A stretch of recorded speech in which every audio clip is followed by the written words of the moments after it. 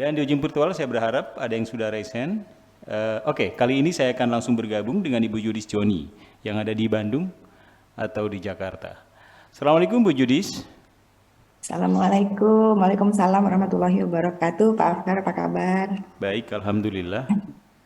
Ya. Iya, iya, Buya, ketemu lagi. Saya senang sekali mendengarkan Buya ini, tapi kemarin karena masih dalam perjalanan, jadi nggak bisa fokus mendengarkannya.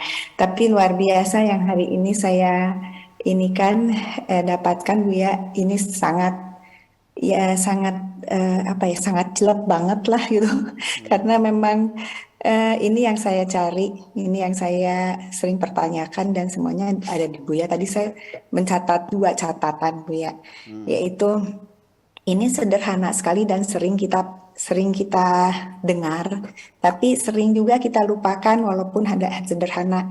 Jadi ciri-cirinya dari yang sudah mengenal Allah tidak hanya ditunjukkan dengan cara orang beribadah saja gitu, tapi bagaimana dia bisa mengimplementasikan dalam perilaku gitu. Itu yang perilaku khususnya mengeluh itu sangat tipis ya Bu ya. Kadang-kadang kita mengeluh, kita merasanya keluhan yang sedikit ternyata itu sangat luar biasa, itu ternyata komplain terhadap Allah. Itu terima kasih sangat terima kasih Bu ya, itu tadi ingatkan. Kemudian tadi juga dijelaskan oleh Bapak Profesor, itu juga luar biasa, betul-betul pelajaran yang saya dapat dari Buya ini sangat membantu untuk saya menjalankan kehidupan, karena contoh-contohnya ini contoh-contoh yang sangat konkret untuk melaksanakan kehidupan gitu. Karena yang saya sudah pernah sampaikan ke Buya bahwa saya ini kan ada di dua alam ya, alam Indonesia dan alam di sini gitu. Di sini tuh sangat banyak tontonan. Dulu saya sering sekali kalau saya di sini, apa benar nggak ya saya gitu. Kalau saya balik ke Indonesia saya juga mikir gitu, apa benar nggak ya saya gitu. Sekarang dengan kajian yang khususnya kalau saya bilangnya ini direct path lah, langsung menuju ke Allahnya gitu. Kita tidak stuck di ritual, walaupun sampai sekarang alhamdulillah Bu ya, ritual tetap saya jalankan. Tapi ketika saya mengenal ilmu ma'rifatullah ini, saya lebih confidence. Itu saya pada saat ini tidak ada terlalu banyak pertanyaan, hanya saya bersyukur dan berterima kasih. Bulan Ramadan ini betul-betul meramadankan diri saya untuk saya belajar ma'rifatullah dari Buya. Hanya itu aja Buya, terima kasih dan terima kasih Profesor, tadi penjelasannya sangat mudah sekali dicernanya untuk lebih ke dalam praktek saya sehari-hari menjalankan diri saya sebagai manusia, sebagai makhluk spiritual yang sedang menjadi manusia, lagi belajar jadi manusia. Itu dia, saya justru dengan itu saya sangat menikmati agama pada saat ini. Terima kasih sekali Pak Afkar. Sama-sama. Itu saja Bu ya dari saya. Assalamualaikum. Waalaikumsalam. Saat ini berarti di Jerman ini ya? Oh iya. Di Jerman. Iya, tadi tentang mengenal ciri-ciri Allah. Ciri mengenal Allah itu tidak hanya dalam bentuk ibadah saja, tapi juga bagaimana sikap kita, perilaku kita. Itu juga merupakan bahwa kita memperlihatkan bahwa kita sudah mengenal Tuhan. Bagaimana Bu ya penjelasannya? Iya, jadi konsep ibadah sendiri, kita masuk dalam peribadatan. Sebelum kita masuk, coba kita bangun dulu persepsi, pemahaman tentang ibadah itu seperti apa secara utuh. Jangan ada kegamangan di tengah-tengah. Sebelum kita masuk, kita paham dulu. Kita mau ke Jerman, ya harus tahu Jerman itu di mana. Dikiranya Jerman itu sebelah baratnya Pleret, dikiranya. Jalan Palimanan. Iya ya, itulah banyak sekali orang beranggapan salah. Dikiranya ketika saya di Libya, dikiranya Libya itu dekat dengan Ka'bah, dengan Mekah. Pengen ketemu, ya naik pesawatnya 4 jam dari Libya ke Mekah mah. Ya nggak tahu kan, nggak tahu peta. Jadi kita sendiri sebabnya kenapa kita menjadi kacau balau, karena kita tidak bisa membangun persepsi yang seutuhnya.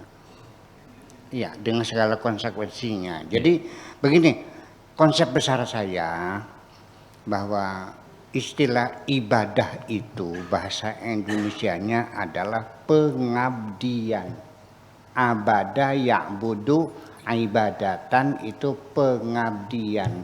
Kalau dia mengabdi kepada negara namanya abdi negara. Kalau mengabdi kepada uang namanya abdi uang. Kalau mengabdi kepada Allah namanya abdi Allah.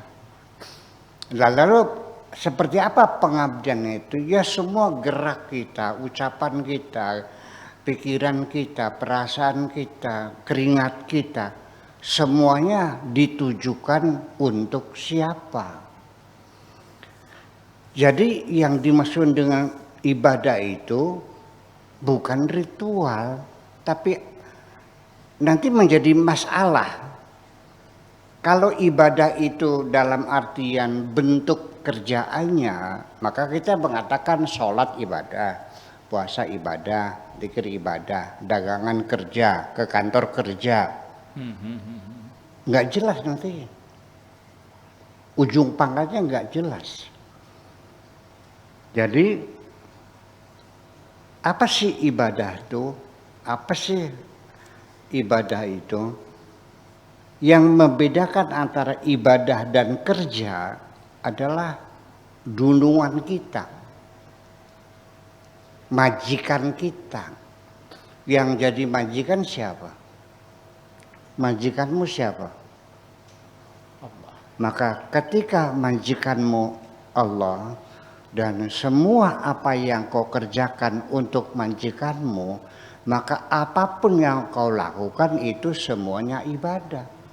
Termasuk kencingnya, beraknya, kentutnya juga itu semuanya ibadah.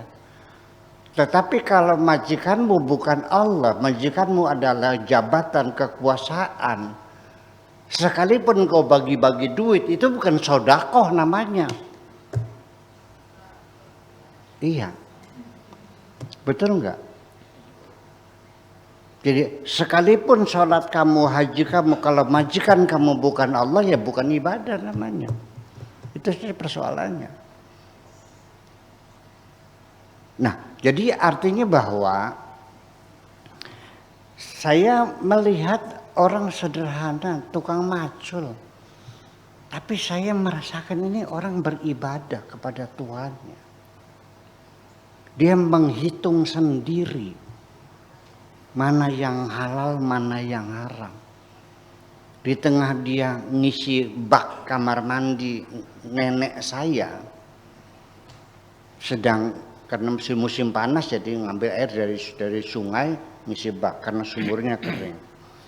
Di tengah mengisi air itu nenek saya memanggil dia suruh makan nasi goreng. Dia itu makan dulu, nggih wakaji makan. Dia makan nasi goreng. Setelah makan di kamar mandi lagi, diukur lagi, tinggal sekilan lagi, belum penuh kamar mandinya. Dia bilang harus dipenuhi supaya nasi goreng yang saya makan menjadi halal. Dia menghitung kok. Dia bukan kiai, dia buruh tani, tapi dia menghitung sendiri. Kenapa? Semua yang dia lakukan adalah untuk Allah. Bukan untuk ini. Begini maksud saya. Di dunia kita punya dunungan, punya majikan, punya bos, punya atasan. Oke, secara birokrasi kita melaksanakan perintah majikan. Tapi semuanya dari presidennya, gubernurnya, bupatinya, kunya, camatnya, tukang beca, semuanya adalah ibadullah. Semuanya bekerja kepada Allah. Majikan kita hanya satu. Hanya Allah. Jadi kita adalah sama sebagai hamba Allah. Ini ibadah ini sendiri sesungguhnya punya pandangan filosofis menuju membangun peradaban berdasarkan persatuan dan kesatuan berdasarkan kesetaraan. Ini yang belum banyak dipahami oleh orang. Kalau kita beragama Islam dengan majikan saya, baca bahasa bilang perdomak, nggak ada urusan dengan kamu. Engkau juga hamba Allah, aku juga hamba Allah, sama kok. Hanya beda posisi saja di dunia. Hebat nggak begitu? Iya. Nah di situ yang jadi persoalan semacam ini. Jadi nggak ada kita itu mengabdi kepada seseorang, semuanya mengabdi kepada Allah. Hanya formalitasnya dia atasan saya bawahannya, itu saja. Tapi kita sama-sama hamba Allah untuk Allah semuanya.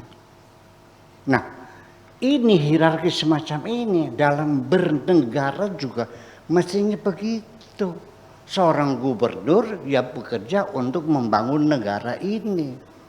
Saya sebagai camat ya untuk negara ini. Saya gubernur bupati ya untuk negara ini. Jadi jangan Anda mempermainkan saya untuk kepentingan pribadimu. Ini semua untuk negara. Jadi semuanya kalau tujuannya sama tidak mungkin kita berantem dong.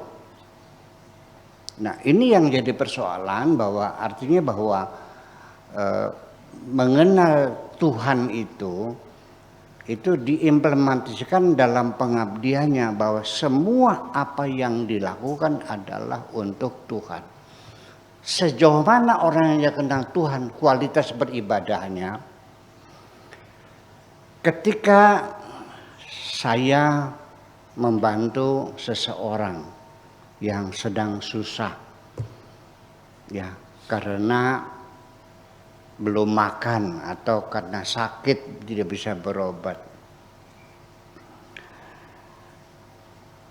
Kalau saya sudah mengenal Tuhan, maka dipastikan saya tidak akan pernah merasa menghutangi budi kepada orang lain. Dan saya tidak akan pernah menagih kebaikan saya. Dan saya tidak akan pernah merasa bangga telah berbuat baik kepada sesama. Karena semuanya itu, karena uang yang kuberikan kepada orang yang sakit itu adalah uang dari Allah. Yang menggerakkan hatiku membantu dia adalah Allah. Uang yang kuperoleh hasil kerja saya pakai tangan saya buatan Allah. Jadi di mana peran saya dalam melakukan kebaikan itu? Kalau saya sudah kenal Allah, saya akan meyakininya bahwa saya hanya sekedar menyampaikan titipan dari Allah kepada orang yang sedang susah itu. Ketika orang itu berterima kasih, saya katakan Anda salah alamat. Bukan berterima kasih kepadaku, berterima kasihlah kepada Tuhanmu. Sudah sampai ke situ belum, Kang Beno? Lah itu yang persoalannya. Tetapi nanti pada akhirnya kita juga jangan take it for granted karena niat kita sudah baik, seperti terjamin akan dapat pahala, ya, dapat imbalan Tuhan. Pertama, orang yang sudah kenal Tuhan pasti dia tidak akan pernah mengharapkan imbalan apapun. Ya, I do it just because I love you. Kulakukan ini karena aku mencintaimu. Itu yang jadi persoalan. Tetapi ingat lagi, saya ulang lagi supaya jangan lupa. Ini kita lagi cerita niat yang baik, persepsi yang benar. Sebelum kita melakukan sesuatu kita mesti paham dulu karena akan menentukan kualitas. Sampai tidur juga kualitasnya berbeda. Ingat bahwa tidak semua niat baik kita itu mulus sampai akhir. Di tengah perjalanan kita dirampok dan kita tidak sadar.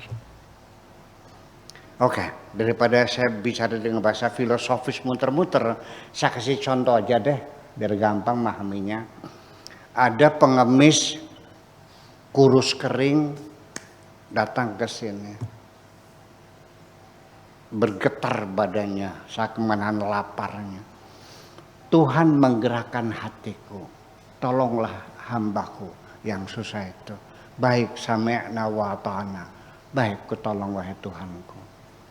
Saya ambil uang. Berapa ya wahai Tuhanku? Kasih 200.000. Iya kan? Di tengah saya akan menyerahkan uang itu, iblis datang. Tercium gak bau busuknya orang itu? Tercium. Itu lihat lalatnya, bawa penyakit. bau busuk. Hampir mau muntah saya. Segera kasih uang, suruh dia pergi. Akhirnya saya kasihkan uang. Nih, silakan, udah.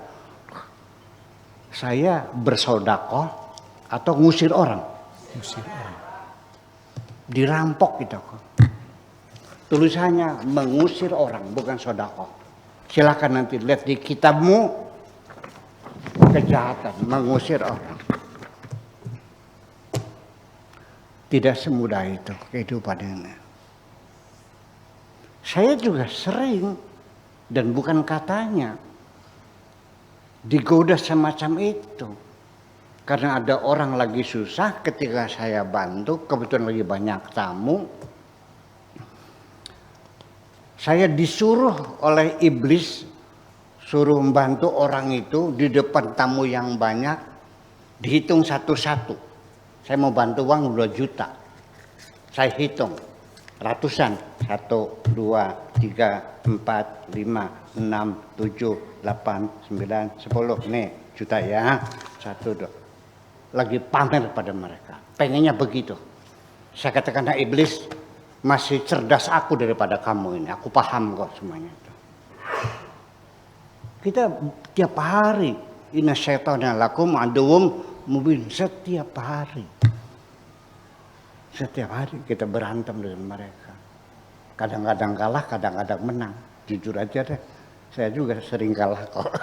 Iya, tapi kan dievaluasi lagi, kan begitu persoalannya. Tidak ada jaminan kita selalu menang. Bersiap-siaplah untuk menang dan bersiap-siaplah untuk kalah dalam kehidupan ini. Tetapi kekalahan itu adalah satu pelajaran penting bagi kamu. Terima kasih. Ya. Ibu Jody Sioni yang saat ini berada di Jerman. Demikian pemaparan dari Buya Syakur tentang mengenal Allah. Aktivitas kita, kerja kita, itu merupakan ibadah manakala semuanya didedikasikan hanya kepada Allah.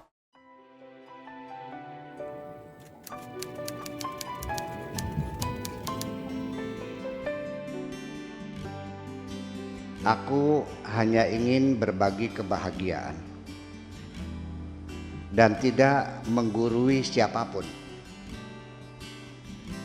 Terlalu sulit bagiku untuk menyalahkan siapapun.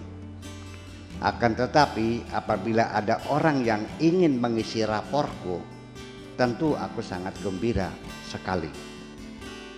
Dan kujamin aku tidak akan sakit hati sedikit.